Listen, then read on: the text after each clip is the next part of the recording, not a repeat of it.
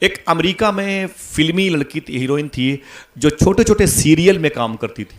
اس کا نام تھا میریس ہلٹن. نام تبدیل کیا اس نے بعد میں، میریس ہلٹن اس کا نام تھا. بڑی مشہور وہ ایکٹریس نہیں تھی، بس ایسی ہی تھی وہ، لیکن اس کے دل میں شوق تھا پرانی چیزوں کو دیکھنے کا. ٹوٹے ہوئے گھروں کو، در و دیوار کو، کھنڈرات کو، اجڑے ہوئے مکانوں کو دیکھنے کا شوق تھا. پرانی عمارتوں کو دیکھنے کا شوق تھا میریس ہلٹن کو. صدام حسین کی شہادت کے بعد وہ لڑکی بغداد آئی. کہاں؟ جہاں آپ کو جانا ہے انشاءاللہ. کہاں آئی؟ یہ بغداد اتنا پیارا لفظ ہے. حضور غوث پاک فرماتے ہیں جس کی دعائیں کہیں قبول نہ ہوں، بغداد کی مٹی اٹھا کے دعا کرے، اللہ اس کی دعائیں قبول کر لے. وہ لڑکی میریس ہلٹن نام تھا، وہ بغداد آئی. دیکھیں موصل میں کتنی بمباری ہوئی ہے، کرکوک میں کتنی بمباری ہوئی ہے، دیکھیں تکریت میں کتنے بم گرے ہیں، دیکھیں کردستان کا علاقہ کیسا اجڑا ہے، دیکھیں کہ ادھر مدائن کے علاقے میں بڑی بڑی بلڈنگیں کیسی زمین، وہ کرخ کا علاقہ کیسے بیٹھ گیا. اور سب کی ویڈیو بنا رہی تھی وہ لڑکی میریس ہلٹن.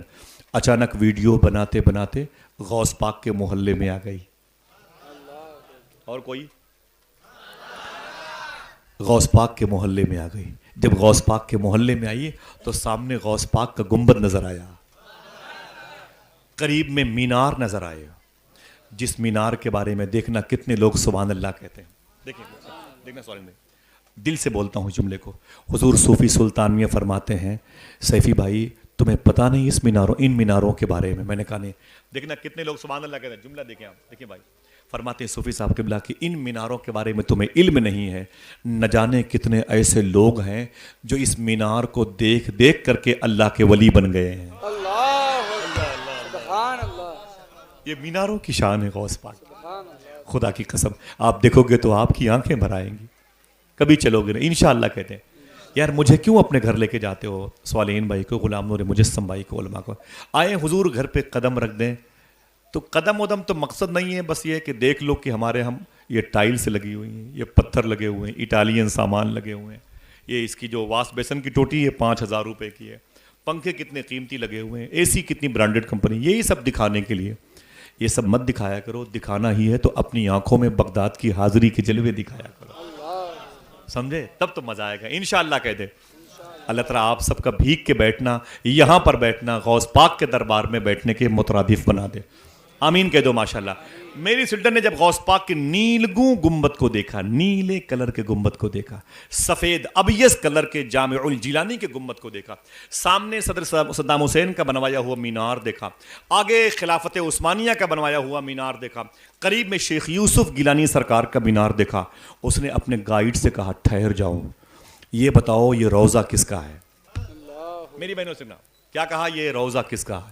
یہ پیلس، یہ کیمپس، یہ لاج کس کے نام سے؟ تو گائیڈ نے کہا میڈم یہ شیخ عبد القادر جیلانی کی مزار شریف. سبحان اللہ. نام تمہارا لب پہ آئے، میٹھا میٹھا منہ ہو جائے. یہ غوث پاک کا نام. میڈم یہ شیخ عبد القادر جیلانی کا روضہ ہے. ذرا پھر سے کہہ دے کس کا؟ شیخ عبد القادر جیلانی کا یہ روضہ ہے. اللہ اکبر. اتنا سنا تو لڑکی نے کیا کہا کہ اگر سر اجازت ہو تو آدھے گھنٹے کے لیے ہم شیخ عبد القادر کی مزار دیکھ لیں. کتنی دیر کے لیے بولے؟ آدھے گھنٹے کے لیے ہم شیخ عبد القادر جیلانی کا روضہ دیکھ لیں. بولے کوئی بات نہیں آپ دیکھ لیجئے.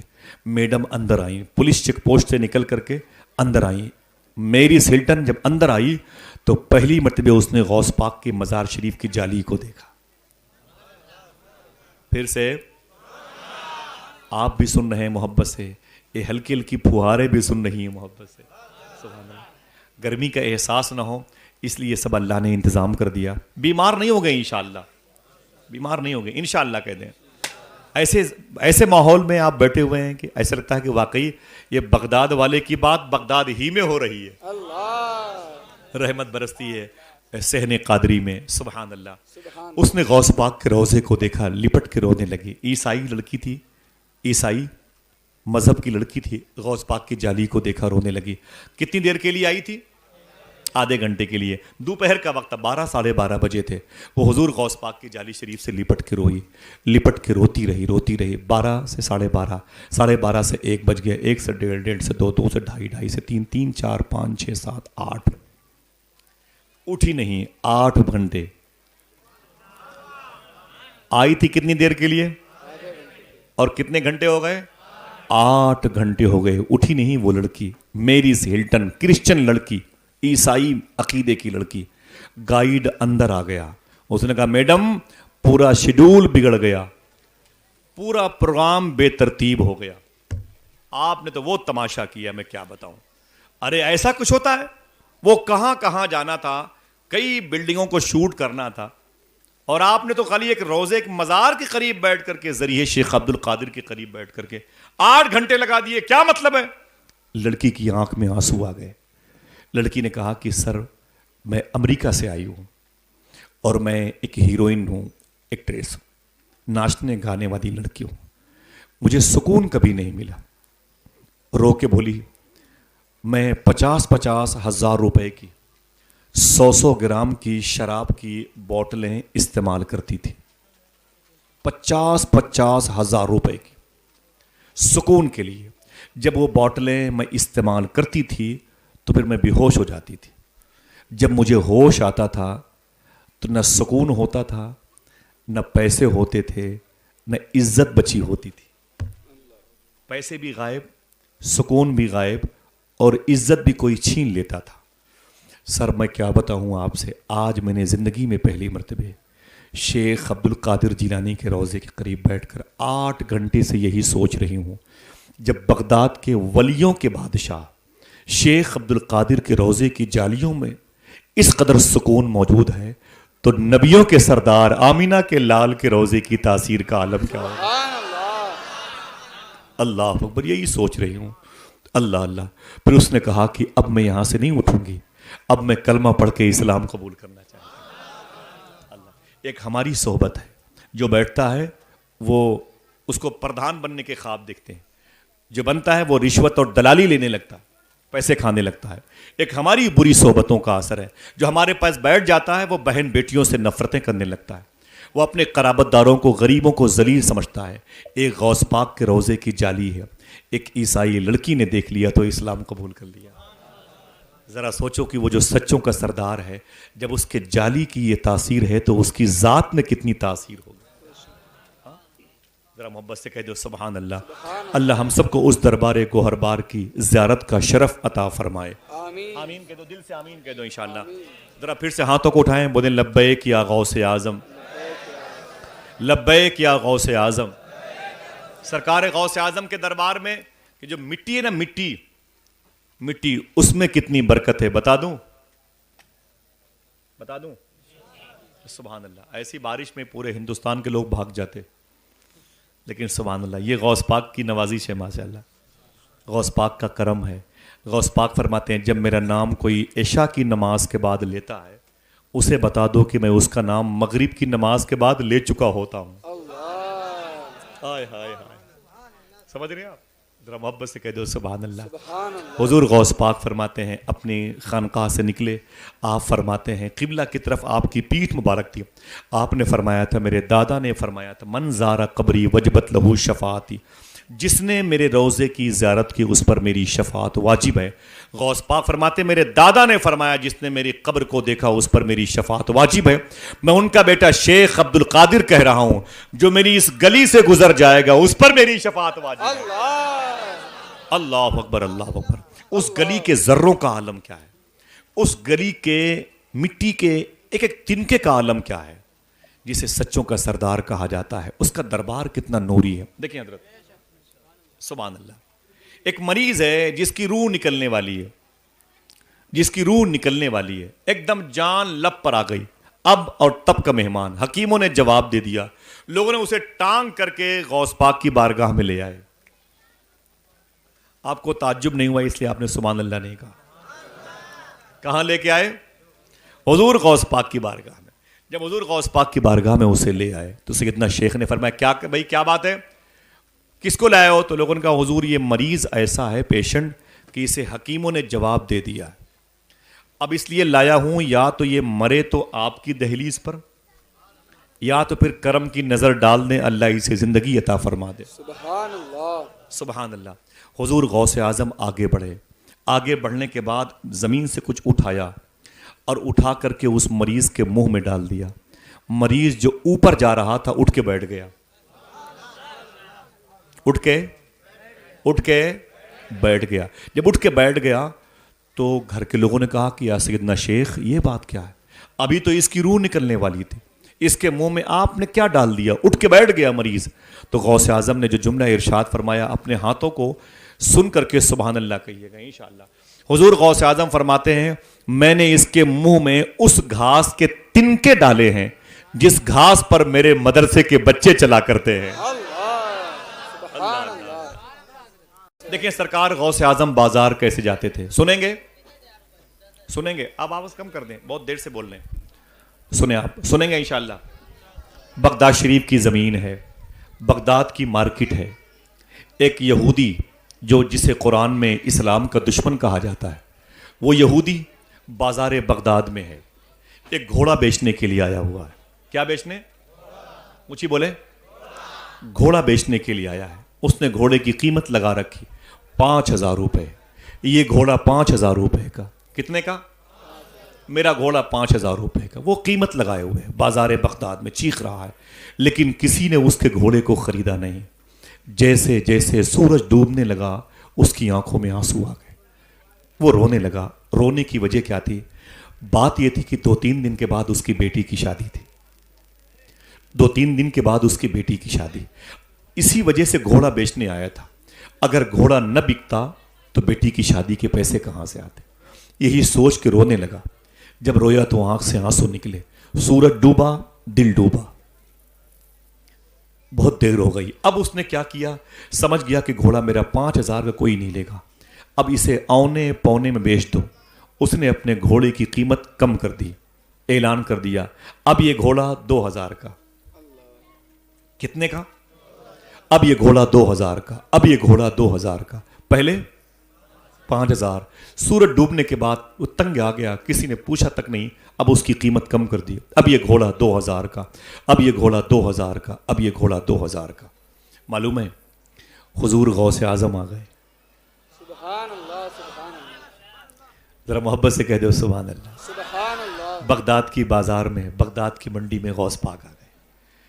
آپ ٹہلتے ٹہلتے گھوڑے والے کے پاس گئے. گھوڑا بیچنے والا یہودی تھا، اسرائیلی، جو فلسطین کے لوگوں پہ زمین تنگ کیے ہوئے ہیں، یہ عقیدہ تھا. وہ یہودی گھوڑے کو بیچنے والا. غوث پاک سرکار سامنے آئے تو ادب سے کھڑا ہو گیا. جانتا تھا غوث پاک کو. حضور غوث پاک فرماتے کیا کر رہے ہو؟ اس نے کہا کہ شیخی یہ گھوڑا بیچ رہا ہوں. کہا گھوڑا کیوں بیچ رہے ہو؟ تو رونے لگا. اس نے کہا 2 دن کے بعد میری بیٹی کی شادی ہے، گھوڑا نہیں بکے گا تو بیٹی کی شادی کے پیسے کہاں سے آئیں گے؟ سرکار غوث پاک فرماتے کتنی قیمت ہے اس کی؟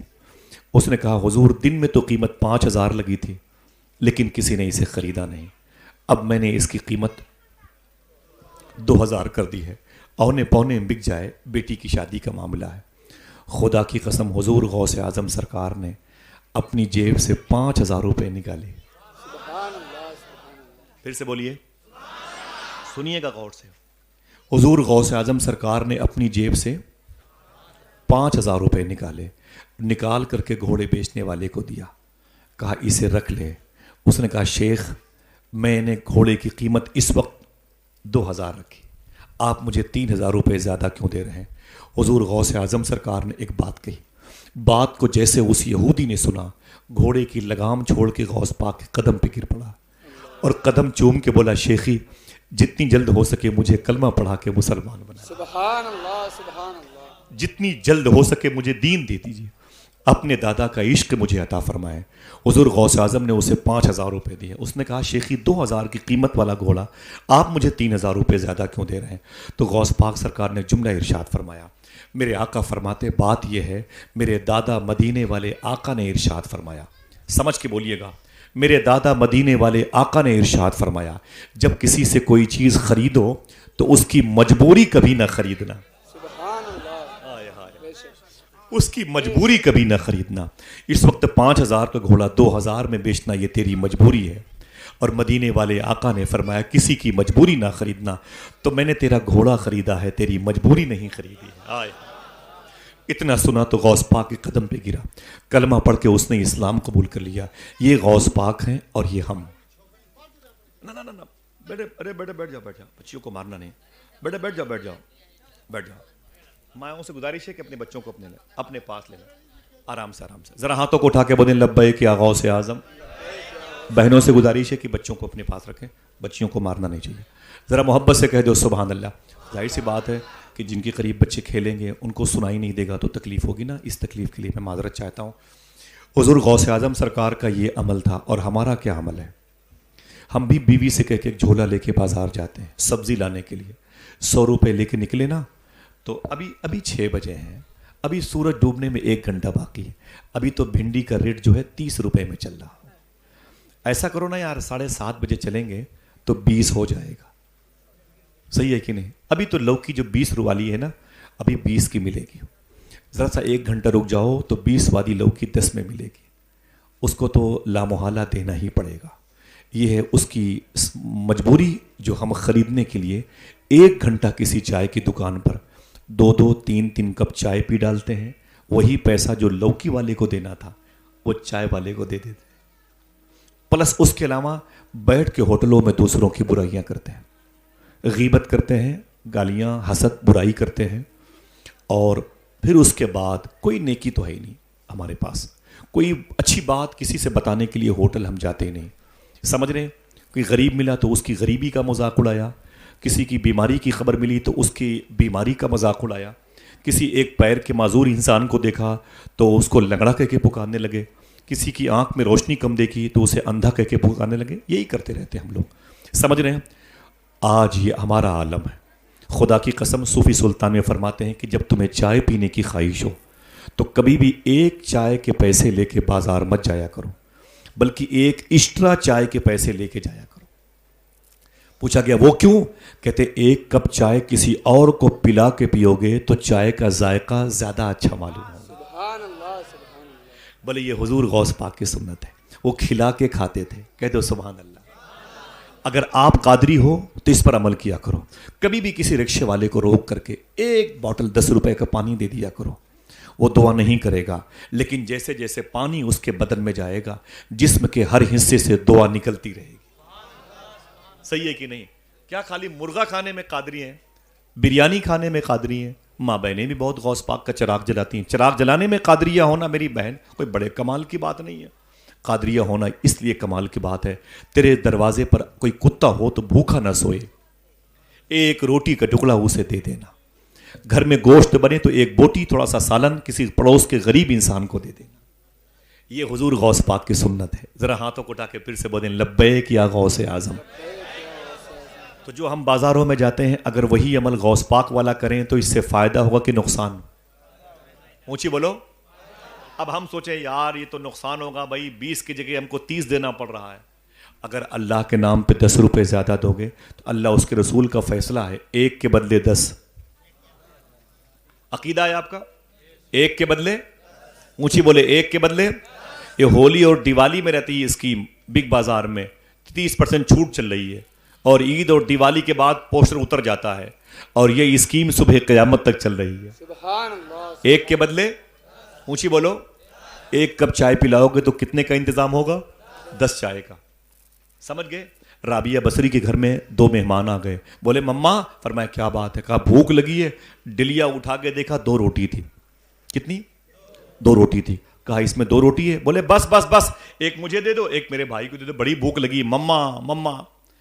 تو رابعہ فرماتی ہیں بیٹھو، وہ دونوں مہمان بیٹھ گئے، دروازے پر دستک ہوئی، ایک فقیر آیا، رابعہ اللہ کے نام پہ کچھ دے دو بھوک لگی ہے، رابعہ بصری نے دونوں روٹیاں اٹھا کے اسے دے دی، دونوں مہمان ناراض ہو گئے، عجیب بات ہے مما، میں نے مانگی مجھے نہ دی، اس فقیر کو دے دی، فرمایا بیٹھو، وہ دونوں مہمان بیٹھ گئے، اچانک دروازے پر دستک ہوئی، کہا کون؟ ایک لڑکی کی آواز ہے، رابعہ مما دروازہ کھولو، کہا کیا بات ہے؟ کہا میری ماں نے آپ کے لیے روٹیاں بھیجی، کہا کتنی ہیں؟ کہا 18، رابعہ فرماتی چپ چاپ لیکن نکل جاؤ, چلو چلو چلو چلو میرے گھر سے باہر چلو. بولے ارے میری ماں نے بھیجی. بولے چل چل اپنی ماں کو دے دے, مجھے نہیں چاہیے تیری 18 روٹیاں, چل نکل لے. مہمان پریشان, عجیب مما روٹیاں لیتی تو میرے بھی کام آ جاتی, بھوک لگی ہے تو 2 تھیں اسے بھی دے دیا, 18 ہی واپس کر دیا, کیسی ہے میری ماں رابعہ. تھوڑی دیر کے بعد پھر وہی لڑکی آئی ہے. کہا رابعہ مما, کہا کیا بات ہے, کہا دروازہ کھولو, کہا کیا بات ہے, کہا روٹیاں لائی ہوں, کہا کتنی ہے, کہا 20, کہا لاؤ میری ہو سکتی ہیں. مہمانوں نے کہا اس سے پہلے 18 واپس کر دی, اب 20 کیوں لے لیا. راویہ فرماتی میں 18 کیوں لیتی, اللہ اس کے رسول کا قانون ہے, 1 کے بدلے 10, 2 کے بدلے. سبحان اللہ سبحان اللہ. سمجھ رہے ہیں آپ کا نقصان ہوگا. اگر کسی لوکی بیچنے والے کو 5 روپے زیادہ دے دیے تو نقصان ہوگا. یہ کس نے بتا دیا آپ سے, یہ کہاں کی تھیوری ہے. حضور غوث اعظم رضی اللہ تعالیٰ عنہ بازار بغداد میں غربا اور مساکین کی خدمت کرنے جایا کرتے تھے, اور ہم پیسے بچانے کے لیے جاتے ہیں. ذرا ہاتھوں کو اٹھا کے پھر سے بولیں لبیک یا غوث اعظم. غوث پاک نے غریبوں کی مدد کیسے کی, اگر یہ تھیوری یاد رہے گی تو کام آئیں گے انشاءاللہ. کہہ دیں انشاءاللہ. پھر سے بولیں ہاتھوں کو اٹھا کے لبیک یا غوث اعظم, لبیک یا غوث اعظم. آپ پیچھے مڑ کے دیکھیں, بیچاروں کو جگہ نہیں ملی میرے بھائیوں کو, اللہ ان کی حاضری قبول فرما لے. جو میرے بھائی کھڑے ہیں وہ بھی اپنے ہاتھوں کو اٹھا کے بولیں لبیک یا غوث اعظم. اللہ سب کے ماں باپ کی مغفرت فرمائے. ہم 2 روپے کسی غریب کو دیتے نہیں, اسی لیے نفرت پیدا ہو گئی, ہندو مسلمان مارو کاٹو. عجیب بات ہے, نفرت پیدا ہوئی ہے, ہمارے اندر سے محبت نکل گئی. غوث پاک کتنی محبت. عتبہ بن غزوان حضور کے ساتھ سفر کر رہے تھے, اور سفر کرتے کرتے دشمنوں کے ساتھ جنگ کی نوبت آ گئی. عتبہ بن غزوان کہتے ہیں میں جنگ میں حضور کے دشمن کی تعقب میں پیچھے لگ گیا, تلوار لے کے اس کو ختم کرنے کی پوزیشن پہ تھا, وہ زمین پر گر پڑا. میں نے تلوار نکالی اسے مارنے کے لیے, تو میں نے کیا دیکھا, اچانک سامنے والے کمرے کے اندر سے دروازہ کھلا, ایک لڑکی نکل کے سامنے آ گئی. لڑکی بڑی خوبصورت تھی. حضور کے صحابی حضور کے غلام عتبہ بن غزوان کہتے ہیں میں اس دشمن کو جو زمین پر پڑا ہوا تھا اسے چھوڑ کر کے اس لڑکی کو دیکھنے لگا. لڑکی کی آنکھیں بڑی اچھی تھی, اس کے لب اس کے رخسار بہت پیارے تھے, اس کی پیشانی بڑی چمکدار, زلفوں میں بڑی خوبصورت لٹیں اور کمر تک پھیلی ہوئی تھی. لڑکی بڑی خوبصورت تھی. جناب عتبہ بن غزوان کہتے ہیں اسے غور سے دیکھا, ایک آنکھ بند کر کے دیکھنا شروع کیا. آپ فرماتے ہیں اچانک مجھے یاد آیا, عتبہ یہ کیا کر رہے ہو, جن آنکھوں سے تم نے حضور کو دیکھا ہے ان آنکھوں سے لڑکیوں کو دیکھتے ہو. کہتے بس عجیب سا درد ہوا, میں نے تلوار موڑی اور تلوار کے مونڈھے کو اپنے اس ہاتھ میں لے کے زور سے اپنے داہنی آنکھ کے اس ہڈی کے پاس جب مارا نا تو میری آنکھ کا ڈھیلا باہر آ گیا. جب زمین پر گر پڑا تو میں نے اسے اپنے جوتے سے مسل دیا اپنی آنکھ کے ڈھیلے کو, اور میں نے کہا میں اس آنکھ کو اپنے پاس نہیں رکھنا چاہتا جو حضور کے علاوہ کسی اور کو دیکھنا چاہتی. جب کوئی اس قدر حضور سے محبت اور اللہ کا خوف دل میں رکھتا ہے نا, تب اللہ اس کی قبروں میں روشنی عطا فرماتا ہے. محنت کرنی چاہیے, یہ نہیں کہ آپ 2 لاکھ روپے کی بائک لے کر کے غریبوں کے محلوں میں سیلنسر نکال کے تڑ تڑ تڑ تڑ کرتے ہوئے چلیں اور بتائیں کہ اللہ نے مجھے بہت دیا ہے. تجھے اللہ نے سب کچھ دیا ہے, لیکن دل بھی دیا ہوتا تو بڑی بات تھی. کسی غریب کی نیند کا احساس تجھے پیدا ہوا ہو, تیرے ہونٹ پر کبھی درود کے نغمے بھی آ جاتے, تجھے کبھی نعت کے 2 شعر تنہائی میں پڑھنے کی توفیق مل گئی ہوتی. سمجھ رہے ہیں, یہ بصرہ کی زمین ہے, بات غوث پاک کی ہے. یہ بصرہ یاد آ گیا, اسی بصرہ میں ایک لڑکی پیدا ہوئی تھی, اس کا نام ہے رابعہ بصری. سب لوگ بولیں یہ نام لیں. کیا نام ہے؟ میری ماں بہنیں اس نام کو یاد رکھ لیں. زور سے آپ کو اپنی زبان نہیں کھولنی ہے, دل سے کوئی بات سبحان اللہ بھی دل سے کرنا ہے. اچھا لگے کوئی نام تو اسے دل میں یاد رکھ لیں. نام کیا ہے؟ رابع کے معنی عربی میں 4 ہوتے ہیں. رابع کے معنی بچے بولیں, رابع کے معنی 4. ان کی مدار شریف 2 روایت ہیں. ایک تو بصرہ میں, جو بصرہ میں میں نے وہاں فاتحہ پڑھی ہے. جو فلسطین میں ہے یہ زیادہ قول ہے نا, جو فلسطین میں ہے مفتی صاحب زیادہ قول ہے کہ فلسطین میں. رابعہ بصری, تو ان کا نام کیا پڑا؟ رابعہ. کیوں؟ ان کی پیدائش سے پہلے ان کے گھر میں ان کی 3 بہنیں پیدا ہو چکی تھی. یہ ہوتی ہیں اپنے باپ کی چوتھی بیٹی. عربی میں 4 کو کیا بولتے ہیں؟ اربا, رابعہ, رابع. ان کے باپ نے ان کا نام رکھ دیا رابعہ. اور بصرہ کیوں رکھ دیا؟ اس لیے کہ بصرہ میں پیدا ہوئی. سمجھ گئے نا بھائی؟ الہ آباد میں الہ آبادی، لکھنؤ میں لکھنوی، کانپور میں کانپوری، حیدرآباد میں حیدرآبادی. ٹھیک، وہ بصرہ میں پیدا ہوئی، بصری ہو گئی. لیکن جب باپ کو خبر ہوئی کہ میرے گھر میں پھر بیٹی پیدا ہوئی تو باپ روئے، بہت روئے. اتنا روئے غریبی کی وجہ سے، غریبی کی وجہ سے روتے روتے سو گئے. دیکھنا کتنے لوگ سبحان اللہ کہتے ہیں. روتے روتے سو گئے تو خواب میں اللہ کے نبی تشریف لائے. پھر سے بولیں، اونچی بولو، حضور خواب میں آ سکتے ہیں کہ نہیں؟ خواب میں میرے آقا تشریف لائے. بات کہاں کی ہو رہی ہے؟ اونچی بولو. موبائل ہے، میپ میں جلسے کے بعد نکال کے دیکھنا بصرہ سے مدینے کا فاصلہ کتنا ہے. دیکھنا کتنا ڈسٹینس ہے، کتنا فاصلہ ہے، کتنی دوری ہے. بصرہ میں جب یہ روئے تو حضور کو خبر ہو گئی. بصرہ سے ملا ہوا کویت کا بارڈر ہے، سمجھ رہے ہیں؟ کویت کے بارڈر سے آئیں گے تو پھر آپ کو عرب کنٹری میں آنا، حجاز میں آنا پڑے گا، مکہ شریف اور مدینے میں. میری نظر میں تقریباً یہ 1000 کلومیٹر کا فاصلہ ہے. بغداد شریف سے مدینے کا فاصلہ تقریباً ارار بارڈر کراس کریں گے تو 1500 پڑے گا. بصرہ سے کم مان لیں آپ. تو جب یہ سوئے تو خواب میں حضور تشریف لائے. سبحان اللہ. آپ نے دعا نہیں مانگی، سنا ہے آپ ہر عاشق کے گھر تشریف لاتے. سبحان اللہ. میرے بھی گھر میں ہو جائے چراغاں. بے شک. ہاتھوں کو اٹھا کے بولو، میرے بھی گھر میں ہو جائے چراغاں. یا رسول اللہ. یا رسول اللہ. حضور خواب میں آئے. میرے آقا فرماتے میری نیک بندی رابعہ کے باپ رونے کی وجہ کیا ہے؟ تو رابعہ بصری کے باپ نے حضور کو دیکھا تو رونے لگے. کہتے ہیں آقا میرے رونے کی وجہ میری غریبی ہے، میری غریبی ہے. سرکار میری 3 بیٹیاں تھیں، میں انہیں کیسے پالتا؟ میرے پاس روٹیاں بھی نہیں بچوں کو کھلانے کے لیے، کپڑے بھی نہیں انہیں پہنانے کے لیے. بچیاں ایک چادر میں لپٹ کے سوتی ہیں، ایک دن کھاتی ہیں، 2 دن بھوکی رہتی ہیں، چوتھی پھر بیٹی پیدا ہوئی. میں تو ایک بیٹے کا انتظار کر رہا تھا. کاش میرے گھر میں کوئی بیٹا پیدا ہوتا جو بڑھاپے کا سہارا بنتا، 4 پیسے کہیں سے کماتا، میرے گھر کی غریبی خوشحالی میں تبدیل ہوتی. حضور پھر بیٹی پیدا ہو گئی، رو اس لیے رہا ہوں کہاں سے پالوں گا. میرے آقا نے خواب میں ارشاد فرمایا، اے میری نیک بندی کے باپ سن، ایک کاغذ اور قلم لے کے آ. جب خواب میں کاغذ اور قلم لے کے آ گئے رابعہ بصری کے باپ تو حضور فرماتے ہیں ایک خط لکھو. خط کس کے نام لکھنا ہے؟ بصرہ شہر کے سب سے امیر آدمی کے نام، یعنی امیر بصرہ کے نام، حاکم بصرہ کے نام، مالک بصرہ کے نام. لکھو یہ خط. جیسے اس خط کو لکھا رابعہ بصری کے باپ نے لکھنا چاہا یہ خط امیر بصرہ کے نام. اس کے بعد حضور نے کیا لکھوایا؟ دیکھنا پھر کتنے لوگ سبحان اللہ کہتے ہیں. میرے آقا فرماتے ہیں اے میری نیک بندی کے رابعہ بصری کے باپ آگے لکھو، اے امیر بصرہ، بصرہ کے سب سے بڑے پیسے والے، اے حاکم بصرہ، یہ بتا روزانہ تم میری بارگاہ میں درود شریف پڑھتے تھے، کل تم نے درود شریف کیوں نہیں پڑھا؟ جرمانہ ادا کیجیے. اللہ اللہ. ذرا ہاتھوں کو اٹھا کے بولیں سبحان اللہ. محبت سے سبحان اللہ. ذرا ہاتھوں کو اٹھا کے بولو لبیک یا رسول اللہ. موسم بارش کا ہے. وہ کہاں سے آئے ہوئے ہیں دوست؟ ماشاء اللہ بہت دور سے، وہ اسماعیل پور جو ہے باغ بنسی کے قریب سے چوہا ادھر. ماشاء اللہ. اللہ میرے ان بھائیوں کو سلامت رکھے. اب خواجہ کڑک عبدال شاہ، غوث العالم منور شاہ، اسماعیل شاہ چاہیں گے تھوڑی دیر بات ہو جائے گی. پھر سے بولو ہاتھوں کو اٹھا کے لبیک یا رسول اللہ. میری باتیں سمجھ رہے ہیں؟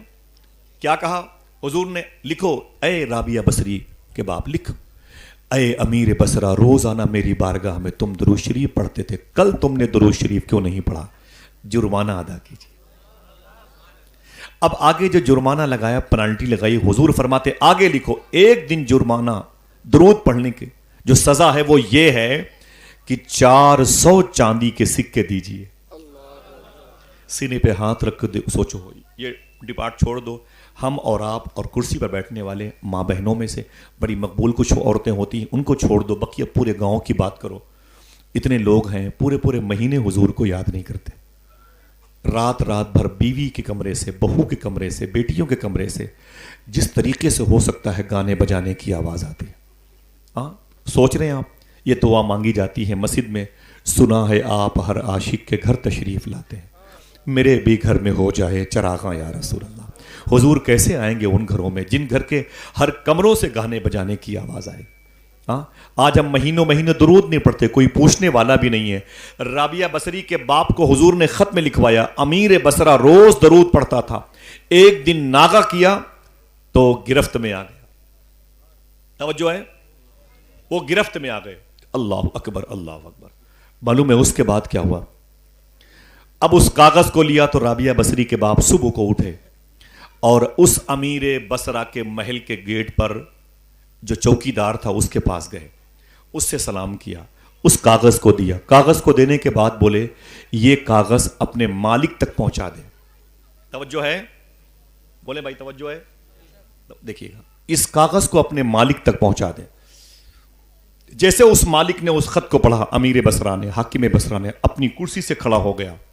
اس نے اپنے واچ مین سے کہا خبردار یہ خط جو لے کے آ رہا ہے اسے اندر مت آنے دینا، میں خود دروازے پہ جا کے اس کا استقبال کرنا چاہتا ہوں، اس کا ویلکم کرنا چاہتا ہوں، میں خود دروازے پہ جانا چاہتا ہوں۔ دروازے پر امیر بصرہ آیا، رابعہ بصری کے باپ کھڑے تھے، آنکھوں کو چوما، پیشانی کو چوما، ہاتھوں کو چوما، قدم کو چوما، اندر لے گئے اور اپنی کرسی پر بٹھایا، خود زمین پر بیٹھے اور بیٹھ کر کے حاکم بصرہ نے کہا اے آنے والے شخص یہ بتا، درود میں پڑھتا تھا رات کے اندھیرے میں، چپکے سے پڑھتا تھا، میری بیوی سو جاتی تھی، میری بیٹیاں سو جاتی تھیں، میرے نوکر چاکر سو جاتے تھے، چراغ بجھا کے رات کے اندھیرے میں مصلے پر بیٹھ کے مدینے کی طرف منہ کر کے حضور کی بارگاہ میں درود پڑھتا تھا۔ یہ بتا میری بیوی بچوں کو خبر نہیں میرے درود پڑھنے کی، تجھے کیسے پتا چلا میں درود پڑھتا ہوں؟ رابعہ بصری کے باپ رونے لگے، رو کے بولے مجھے بھی نہیں خبر تھی، یہ بات مدینے والے آقا نے مجھے بتائی ہے،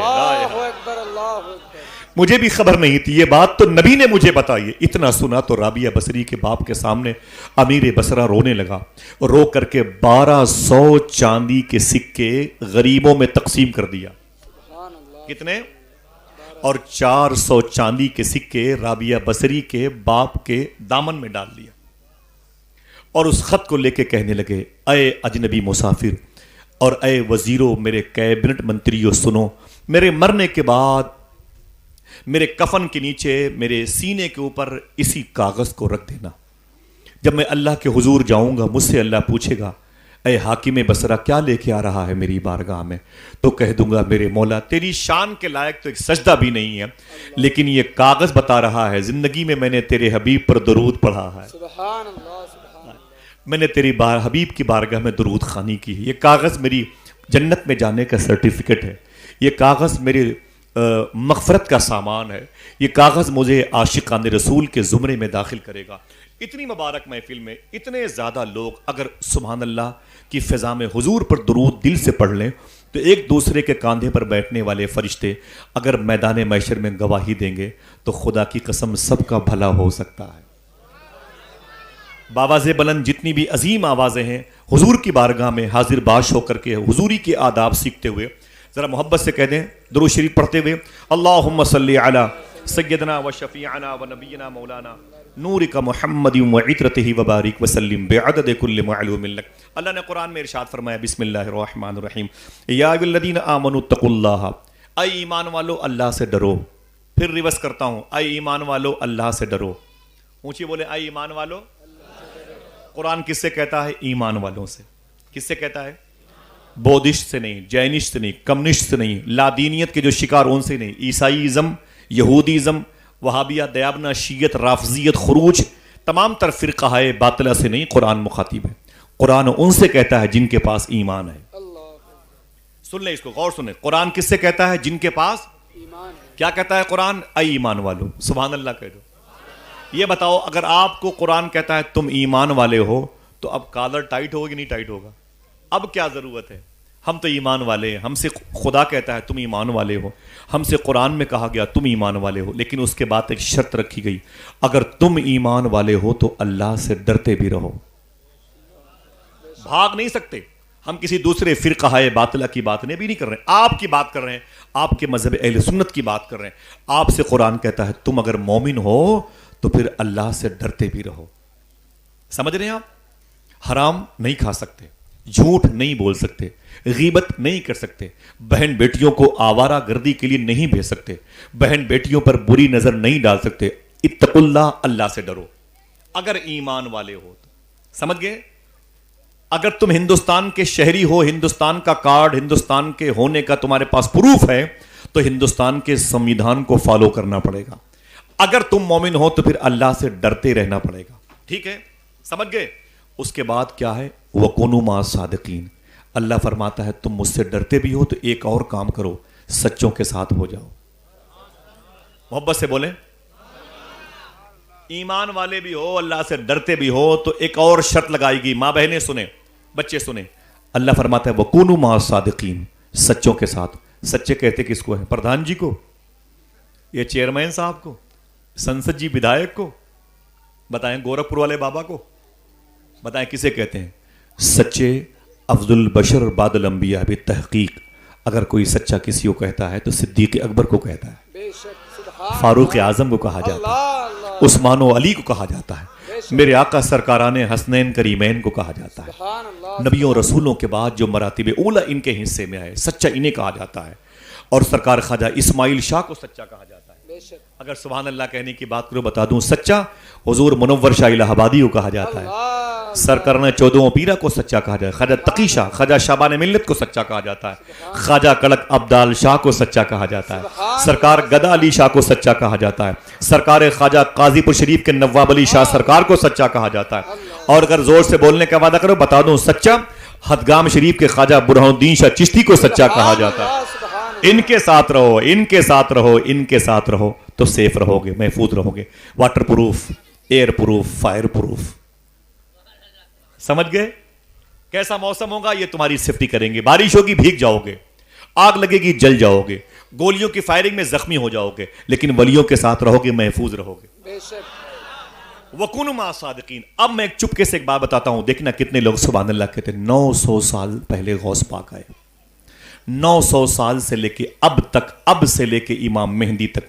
پھر ریورس کرتا ہوں, 900 سال سے لے کے اب تک, اب سے لے کے امام مہدی تک جو سچوں کا سردار ہے اسے شیخ عبد القادر جیلانی کہا جاتا ہے. سبحان اللہ سبحان اللہ. انس بھائی لگائے نعرہ, لگائے نعرہ کھڑے ہو کر کے ماشاءاللہ. پورا مجمع اپنے دونوں ہاتھوں کو اٹھا کے جواب دے ماشاءاللہ.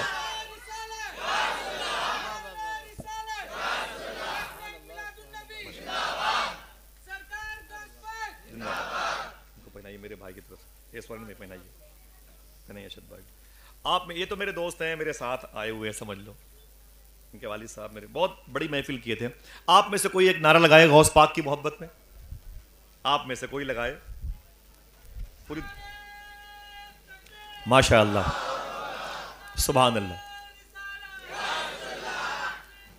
جیتے رہیے, جیتے رہیے. سبحان اللہ. غوث پاک کتنی محبت کرتے تھے بتا دوں.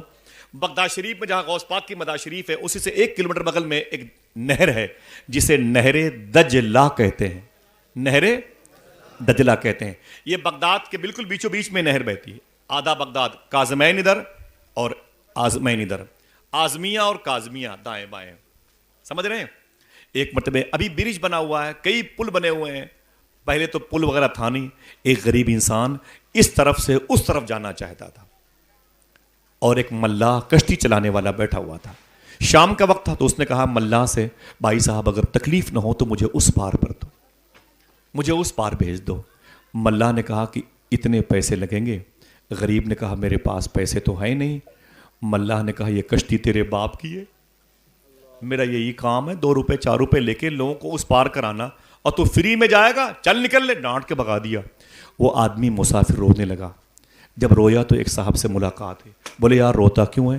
بولے روتا اس لیے ہوں کہ مجھے اس پار جانا ہے اور سورج ڈوب رہا ہے, دیر ہو رہی ہے, میرے پاس پیسے نہیں. ملا بھگا دیا. اس نے کہا عجیب انسان ہے, بغداد میں غوث پاک کے ہوتے ہوئے آنسو بہاتے ہو. اللہ اکبر. سبحان اللہ سبحان اللہ.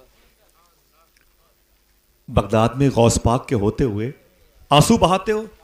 بولے کیا مطلب؟ بولے غوث پاک کے پاس چلے جاؤ, جا کے بول دو کہ شیخی میرے پاس پیسے نہیں ہیں اور ملا نے مجھے بھگا دیا. اللہ اکبر. اب حضور غوث پاک کی بارگاہ میں جب آئے نا تو معلوم ہے کیا ہوا؟ فرماتے کیا بات ہے غوث پاک؟ اس نے کہا کہ حضور وہ ملا نے مجھے بھگا دیا, میرے پاس پیسے نہیں ہیں, ڈانٹ کے بھگا دیا. تیرے باپ کی کشتی ہے؟ غوث پاک نے ایک جھولے میں سونے کی بسکٹ, سونے کے سکے, سونے کی اشرفیاں, ایک تھیلی میں ایک جھولے میں رکھی کئی تعداد میں اور فرمایا اسے لے جا اس کشتی چلانے والے کو دے دینا. آپ کو دیا ہوتا تو پورا خاندان مچل مچل کے سبحان اللہ کہتا. صحیح ہے کہ نہیں؟ بولے جا کے اس سونے والی کشتی یہ تھیلی کو کشتی چلانے والے شخص کو دے دینا اور اس سے کہہ دینا میرا نام نہ بتانا, اس سے اتنا کہنا جب تک زندہ رہنا ہر غریب انسان کا کرایہ اس میں ہے. سبحان اللہ سبحان اللہ. جب تک زندہ رہنا کسی سے پیسے نہ مانگنا, سب کے کرائے اسی میں, سمجھ رہے ہیں, سب کے پیسے اسی میں, خبردار کسی سے پیسے نہ مانگنا. اور میرا نام پوچھے تو مجھے بولے نہ بتانا کوئی بات. اب وہ سونے کی اشرفیاں تھیلی میں لے کے گیا حضور غوث پاک کی بارگاہ سے, اور جیسے کشتی والا ملا اس نے کہا لے پکڑ اپنے پیسے کرائے کے, پکڑ لے, سن کھول کے دیکھ لے, تیری ساری زندگی کے مسافروں کے کرائے اس میں, خبردار کسی مسافر سے پیسے مانگا تو ٹھیک نہیں ہوگا. اس نے کہا دیکھا تو اس میں سونے کی بسکٹ, سونے کی اشرفیاں, سونے کے سکے. ملاح تب پریشان ہو گیا, بولا یار یہ کہاں سے جوار لگائے ہو, یہ کہاں سے لائے ہو؟ بولے تم کو اس سے کیا, تم کو اس سے کیا, تم اسے رکھ لو, کسی غریب مسافر سے پیسے نہ مانگنا. بولے یار نام تو بتاؤ تمہیں کس نے دیا؟ بولے تم کو نام سے کیا مطلب, تم اسے رکھ لو, کسی غریب مسافر سے پیسے نہ مانگنا. اب دیکھنا کتنے لوگ سبحان اللہ کہتے ہیں. اس ملاح نے اس مسافر کا ہاتھ پکڑا اور کنارے لے آیا, فرمایا مجھے بیوقوف سمجھتے ہو, میں جانتا ہوں یہ کام بغداد میں صرف شیخ عبد القادر کرتے ہیں. سراپا گرد آلودہ لبادہ کر کے بیٹھے ہیں, تیرے کوچے میں مرنے کا ارادہ کر کے بیٹھے ہیں. دعائیں مانگ لو تم بھی شہ جیلان کے صدقے, سنا ہے آج وہ دامن کشادہ کر کے بیٹھے. اللہ اللہ, سنا ہے آج وہ دامن کشادہ. تو غوث پاک بازار کیسے جاتے تھے سمجھ گئے؟ غوث پاک غریبوں کی خدمت کیسے کرتے تھے سمجھ گئے؟ غوث پاک کے لنگر خانے کی ایک ایک دانے کی تاثیر کیا ہے بتا دوں؟ غوث پاک سرکار کے روضے کی جالی کی تاثیر کیا ہے بتا دوں؟ سبحان اللہ کہیں گے؟ بولتے رہیے گا ورنہ بارش میں تیزی آ سکتی ہے. جو بھی اللہ کی مرضی, اللہ جب تک چاہے اس کا, اس کے حبیب کا, غوث پاک کا ذکر ہوتا رہے گا انشاءاللہ. ہے کہ نہیں بھائی انشاءاللہ؟ اتنی بڑی تعداد میں آ گئے. اور ارشد بھائی کی یہ دستار کے موقع پر محترم عرفان صاحب کے بیٹے, یہ خوشی کا موقع تھا, ان کے ماں باپ کا خلوص تھا کہ ماشاءاللہ کہ ان کے دولہا بنتے وقت 1 گھنٹے تک بارش نہیں ہوئی ماشاءاللہ. بقیہ اللہ کی مرضی ہے کہ نہیں. ہم کیوں کہیں کہ بارش 2-3 گھنٹے نہ ہو تاکہ نور مجسم بھائی کی نعت ہو جائے, ہماری گفتگو ہو جائے؟ نہیں, ہو سکتا ہے کہ 100-200 لوگ محفوظ ہو جائیں گے, لیکن بارش کے برسنے کی دعا بھی تو کئی ہزار کسان کر رہے ہیں. سبحان اللہ. ہے کہ نہیں؟ اللہ کی جیسی مرضی ہے کہ نہیں. وہ چاہے تو بارش برسا کے خوش ہو, چاہے تو بارش روک کر کے خوش ہو, یہ اس کی مرضی ہے. حضور غوث پاک کے روضے کی جالی کی تاثیر کیا ہے؟ کتنے لوگ بغداد جائیں گے؟